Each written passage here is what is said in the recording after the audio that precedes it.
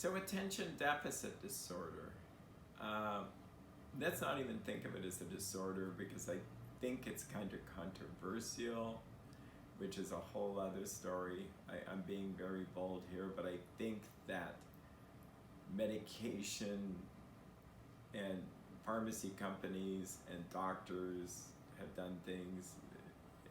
It's just become a big marketing thing where no one can pay attention. I'd say let's just think about attention. And I'm not saying there isn't ADD out there. I just think that I've heard so many strange stories. These are true. People came in and said, well, I'm on this ADD medicine because I'm clumsy. And that's how they diagnosed me. Well, maybe the doctor didn't do this. Or that they're taking medication and it's made them more anxious. And they're hyper-focused. Well, it's a kind of attention deficit, but not like the classic where they can't think enough. These people over-worry. So let's just think in terms of attention and focus. I think it's cleaner, it's simpler, and neurofeedback's very effective at that. It teaches the brain to develop brain waves that are conducive for that, namely beta wave. And when there's too much of a slow wave there, which could be from sleep problems or brain toxicity, they just can't concentrate. So training theta down and beta up. So does this work? Yes. I will say it takes a little bit longer to see effects. Why? Well, if a person's struggling with anxiety, you're going to see the effects like, wow, I feel calmer. But how do you notice changes for someone who isn't remembering things enough or they can't pay attention in school?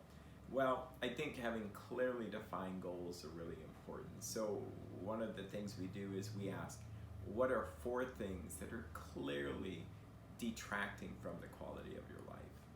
So if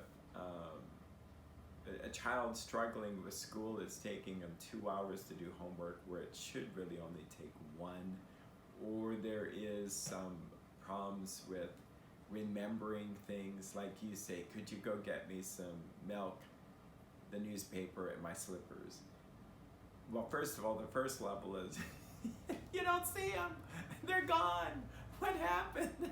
Where are you? They're out bouncing a ball. Okay, now and the next level where they can kind of focus is that they bring you the milk, because that seemed to be the biggest thing, but since the slippers and the newspaper weren't in the refrigerator, they don't remember. So yeah, or they do it, but it's in stages. What is kind of amazing is you'll see that they do this. You ask them to do 3 things, they're able to do those 3 things.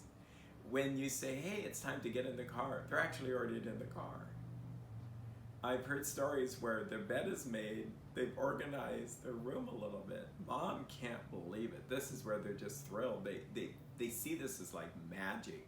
I don't want people to see it that way, but yeah, no, what will happen is something happens to the brain where then it likes to focus, it gets the enjoyment out of it. And since it's more functional, sometimes people make a list and then they have the satisfaction of going off the list. They get these things done. So I will say that when you're used to someone who has attention problems, have those go away, it's an adjustment for the whole family, because when we've been nagging them 5 times to get in the car and then they get in the car the first time, often they're irritable back with us. And they may go, why are you taking so long? So I would say it's really good for the whole family to try to adjust to the new person. I've worked with people even in their 60s and 70s who had ADD, who couldn't remember things, basic things. Their spouse was very upset with them, and why can't you do your fair share around the house? And the person goes from playing video games to doing very productive things. Video games, I'm not anti-video games, but it does seem to attract people with attention because it's stimulating enough. It seems to help their focus. The problem is real life is not so high adventure as a video game. So, I mean, if kids had a video game experience where they had people possibly going to shoot them to their death unless they cleaned the room in 5 seconds, then maybe it would work, but that's not how it is. You know, you have the task of cleaning your room. It's probably going to take a half an hour to an hour, and I was there. It makes you feel like I don't want to do it. But the hardest part is just doing the beginning of it. Once you get going, you get on a roll.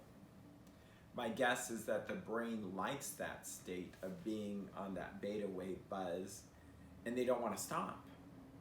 So I think what neurofeedback does is teach us how to approach something that's going to be tasking to us. We learn the experience, and we're just more likely to do it. There are studies showing that the effects don't really go away.